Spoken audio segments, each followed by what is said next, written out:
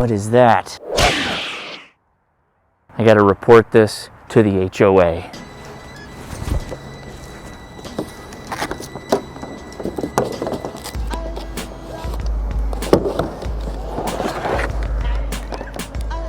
Gladys reporting in. The Johnsons haven't decorated for Halloween yet. Yep, make a report. Citations needed. Hey, thanks again for clicking on the ham radio crash course. You know, I get access to a lot of really interesting radios to talk about, to show you, introduce you to in a lot of cases. And today is no exception. Today we are looking at the HYS Manpack mobile transceiver, the TCG-G25W. It's interesting because it's quirky, not because I recommend it. And we're going to dive into all of that right now. Thanks for watching.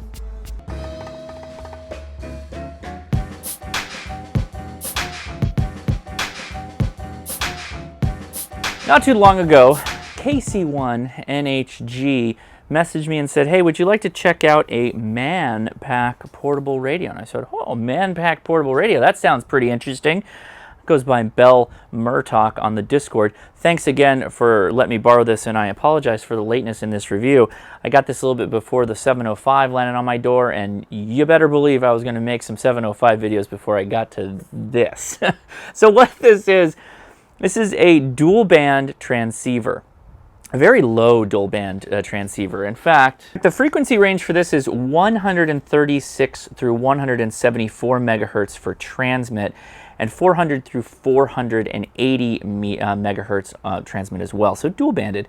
The receive frequency is 400 through 520 megahertz and 136 through 174, but also it can receive 200 through 260 megahertz, and it says 87.5 through 180 megahertz, but I never got that to work correctly. But it does receive 1.2 meters, which was pretty interesting. So what this is a $200 kind of all-in-one radio and battery solution. It's not light, but it definitely is man-packable. I was so interested by this after dinking around a little bit, I just had to open it up because the front of this radio looks kind of like what you'd expect a Chinesium radio to look like. When I opened the case, I was kind of surprised what I saw. The radio's tiny. It barely takes up this portion of the box, and in fact you can see the speaker grill right there, and underneath is a bit of ventilation. The lower half is pretty devoted to a battery that's down inside. The next to it is a connection board that takes wires out of the radio and connects them for the headphone jack, the power switch, controlling whether the internal speaker or the external mic speaker is used, and then your power controls for running DC direct into the radio or the charger and running off of the battery. Simply press the battery button.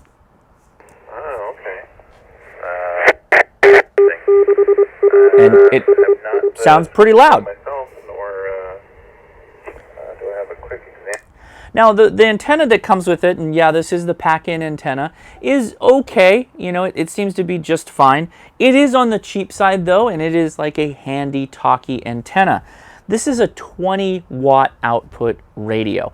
So it doesn't really put itself outside of the range of the $85 to $110 Chinese mobile portable radios that you can get online on Amazon and Wish and Alibaba or AliExpress, all those different places. And the quality of the radio is about commensurate to that. I found that the programming of this radio is on the difficult side, but I don't know that I would put it that much more difficult than that of a Baofeng. I was able to program this with you know, fairly simple controls in the front and following the manual. Speaking of the manual, and this should really be mentioned here, this manual that comes with it is for the radio. There really isn't anything that was rewritten for the whole box it put together, except for this very bad English slip of paper that we got here. And I found the actual manual for the radio was pretty good, all things considered. It walks through all the features of the radio in a decent enough detail. If you're a bit experienced with how to program analog type radios, you probably be okay. This is a Chinese radio though, so a little bit of the quirks that you expect to program the radio are going to be in full effect here. So Don't necessarily recommend this radio at all for anybody, but particularly not if you are a newcomer to the hobby. Now, why don't we go over to the desktop, and I'll show you some of the interesting features that this manual talks about that I've never really seen in other ham radios, because it's really not. It's a Type 90 accepted commercial radio that amateur radio operators can use on the ham bands. Remember, I said on the ham bands. I did a really, hopefully helpful video on the topic of using non-ham radios on the ham radio bands. That's one thing, but what is the legality of using a radio like this on something like FRS, GMRS, MERS, etc., etc.? So I'll link that in the description. You can check that out. This radio covers a lot of frequencies on the transmit, but if you as an amateur radio operator are operating outside of ham radio frequencies, you're breaking the law. Just keep that in mind. It's a decision for you to make. I don't know who's coming after you necessarily, but you make the adult decision on what you think you should do. I thought it might be interesting to start out with what comes in the box here. This is the accessories that came in this kit. It does come with a AC to DC charger, and that seemed to work okay. It charged the battery, overnight to me, and seemed fine. Probably noisy as all get out, but we'll worry about that later. I'm not going to keep this. You worry about that, Bell Murdoch. Comes with a 12-volt adapter, so you can plug in. Looking at this is cracking me up, because there's no connection for that anywhere on this radio. This connector is actually inside the case. So wow, yeah, that's you're not really going to use that. Comes with a programming cable, and this is a legit, this will connect to your computer, and you can program the radio with that. I'll be damned if I will install the software that comes with this particular radio. I was just unwilling to do that, but I was told by Bell Murdoch that it does really work, and he was able to program the radio with that, so okay. Here is a plastic microphone holder, because the microphone is one of those CB type mounts. There's no clip or anything. It slides over into something to hold it. There is a mounting bracket. Now, again, you bought this because it's a Manpack portable. Well, where does this mount? It doesn't. It's for the radio inside. This is the perfect dimensions for that radio. This is ominous, and we'll get to that a little bit when we get into the instruction manual right now. I'll go over this really quickly. This is the Manpack kit instructions. The Chinese to English localization is not bad, but it's not really great either. The images here on the side are just obnoxious. They're not really usable. It does cover the accessories that come in the box, and it does talk optional accessories, USB programming cable. Okay, well that's there, so maybe Bell Murdoch paid for the upgrade. And it does walk you through how the radio can be taken out, which we did. So yeah, it's just what it is, whatever. But here in the instructions, and I marked the page, at least I hope I did. Okay, so keeping the transceiver cool. This part, I dove in on this really quickly. With all the modern electronics, it's very important that the transceiver not be allowed to overheat. The transceiver has been designed to take advantage of natural airflow, so meaning the actual radio unit, it uses airflow around it to keep it cool. Thus, to help to provide enough space for natural airflow, it is very important that you install the transceiver using the supplied mounting bracket. If the transceiver is installed without providing for the adequate airflow, the transceiver may overheat. Okay, that's interesting, because this is supposed to be Manpack portable. So, are we saying that the case that this is in is providing enough airflow? Well, maybe if you've got the fan available to receive enough air. This is on the bottom of the unit. Well, how is that going to be the case if this is supposed to be man-packed in a backpack? You throw this in a backpack, there is no standoffs, you're just going to cover the fan up completely. So I'm really concerned that this will overheat, and I've got a demonstration. This is a radio pouch for a larger Harris radio, but it's a similar horizontal dimensions. So if you take this and you throw this radio in it, it's there's no airflow getting to that. That's just done. So it's already kind of dubious to me when the manufacturer of this radio in this manual says you got to give it ample airflow. But then this is saying, oh no, don't worry about it. We've got it in this metal case, and we have air holes here, and we have a fan that is really not going to draw much air. That worries me. But with that said, you know, you simply battery charge, flip the battery on, and it sounds okay as far as, you know, radios go. Let me see if I can find a signal here.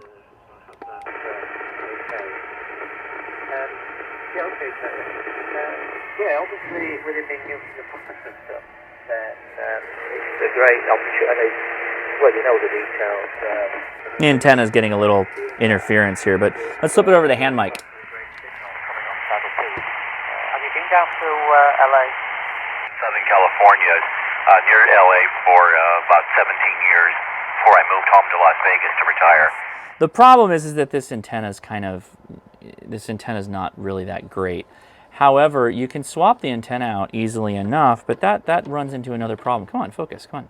When you swap the antenna out, now your antenna port is right on the front of the radio, which is kind of a problematic place to put it, at least from my point of view.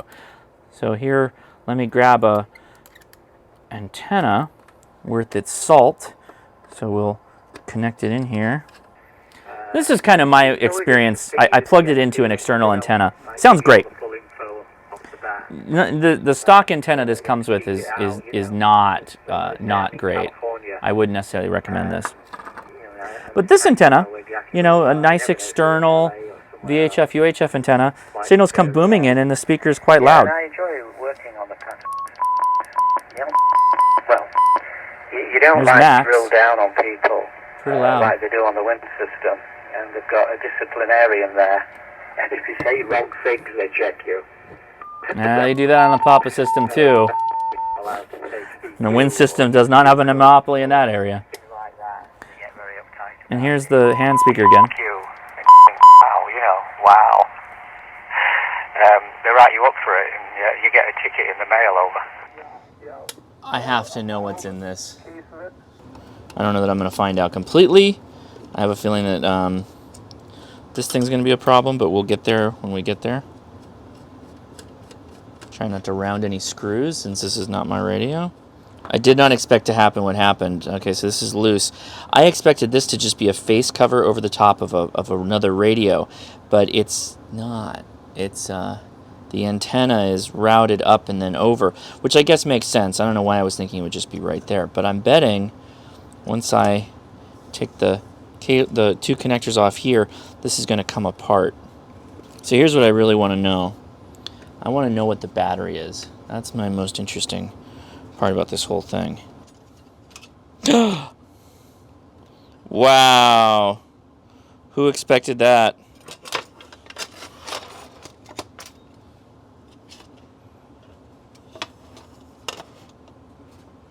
Okay, so the good news is, hey, so that's pretty cool, is it does have a fuse on the inside, so at least they did that right. It looks like the battery, it looks like 3 different cells together. I don't know much about batteries, so I'm not going to guess, but it does look like it has a charge controller on top. There is a board. I can see some kind of circuitry underneath it, so maybe that's good. And then this is a breakout for all the little connections, and these connections are tiny, so I'm going to have to make sure I put this thing back really carefully. The battery is taped on, so you can't remove it. It's not like Velcroed. So yeah, this is just a super, super tiny, look how small this thing is. This is a super, super tiny dual band transceiver. But yeah, these wires, this is kind of built for this because the back end of this is pretty rough.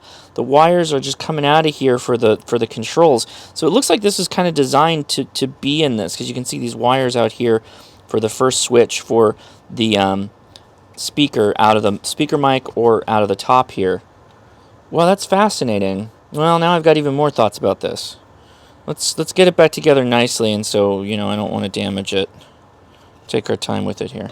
While I was looking at the menu, I dove into the last page here, and let me show you this last page. Pretty interesting stuff. You have over here a lease function. I've never seen that in a radio. We'll talk about that pretty quickly. and a wireless change frequency. These two, really interesting. So let's go look at them. So lease function, this was fascinating to me. The lease function can be set to limit how long a transceiver can be used. When the lease timer expires, the transceiver will no longer operate and the indicator LED will light continuously red. At this point, the user may only turn the transceiver power off. This function can only be reset with the programming software. And it actually goes through the process of telling you how you can set the remaining time for the user to understand how much radio time they have left before it dies completely. This is obviously a business radio feature that's been co-opted. That's just a part of the radio in the case that they're including because it's a part of their radio. Not really something we'd use for ham radio, but I thought that was interesting. Wireless change frequency, though. This one was really interesting. Wireless frequency change is a feature that allows the transceiver to be programmed with a new frequency information remotely. In other words, one master transceiver can program several deployed transceivers in the field by sending an appropriate command over the air. Consider the following example. A team bought 10 transceivers. One is used at the home office, while the other 9 are installed in company cars. The home office needs to add a new communications channel to all deployed radios. Thus, the staff at home office may use wireless frequency change to program all radios remotely. And then basically it walks through this process, and it's a fairly involved process of getting all the radios on the same channel, turning the slave or the receiving channels on to receive, and then sending with the master. And it follows this F icon that will be displayed when it's complete. Also fairly interesting. So, maybe there's some prepper types out there that have this forever on, right? Forever on connected to DC connection, and you do something like this to all of them in the field. That would imply, though, that they're all on the same frequency at the same time, which may not be the case. So a bit of weirdness with that, but I thought it was interesting to mention. For the interest of science, let's see if we can actually program a repeater into this. So the first thing we'll do is we'll set up, menu, encode type, encode code. Okay, encode type. Code type. We want CTC for CTSS. And encode code, we want 146.2. 146.2. Okay, so we've turned the code on. Now we're going to set the frequency we want, which is going to be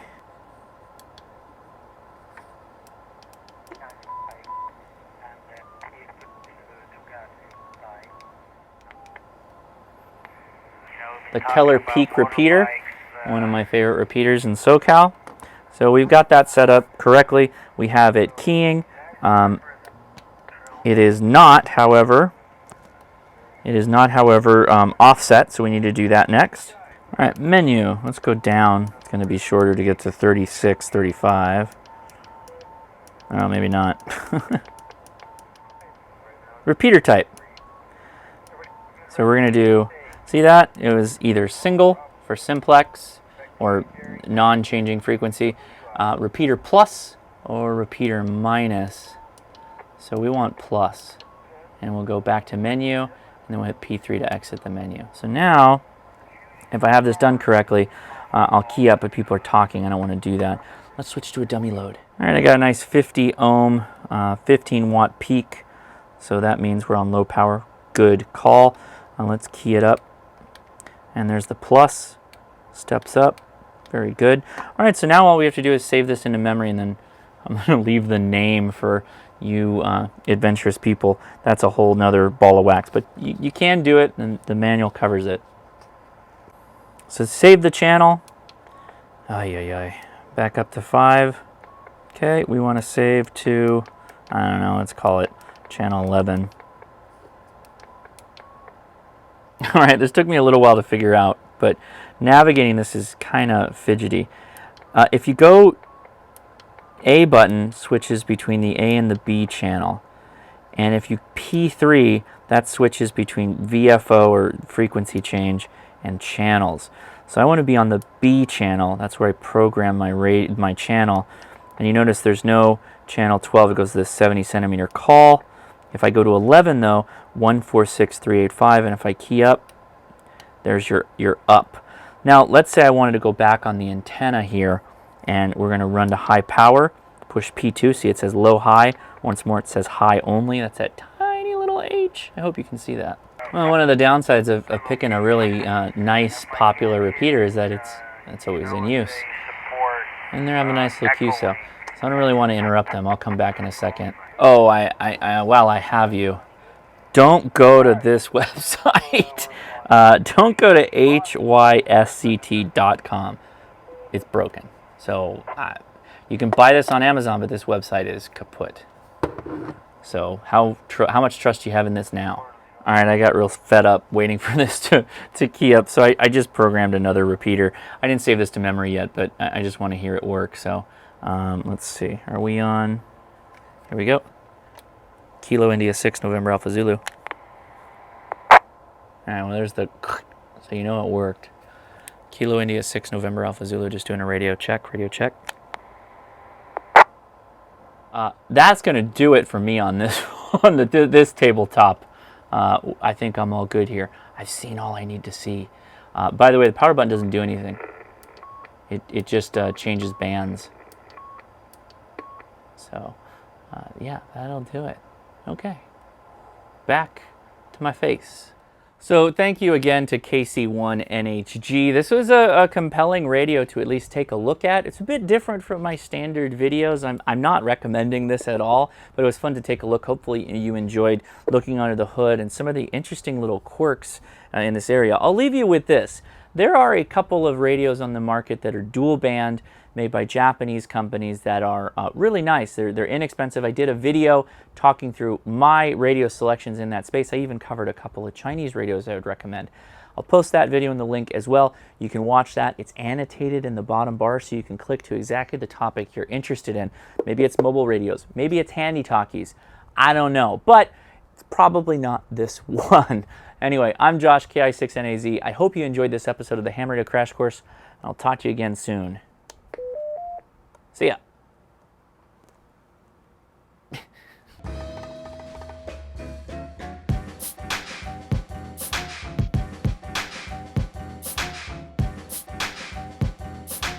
All right, I'm real glad to be able to get this back in a box and get it back to. How does this even go in like that? I hope that's gonna work okay. Yeah, thank you, Alex, for letting me borrow this KC1NHG. Let's grab a couple of things to throw in here. You know what? I got another one of these somewhere. I'll get some swag together, but limited edition. Ooh. Anyway, thanks so much for sending that out. I really do appreciate you letting me take a look. Good, this box, man.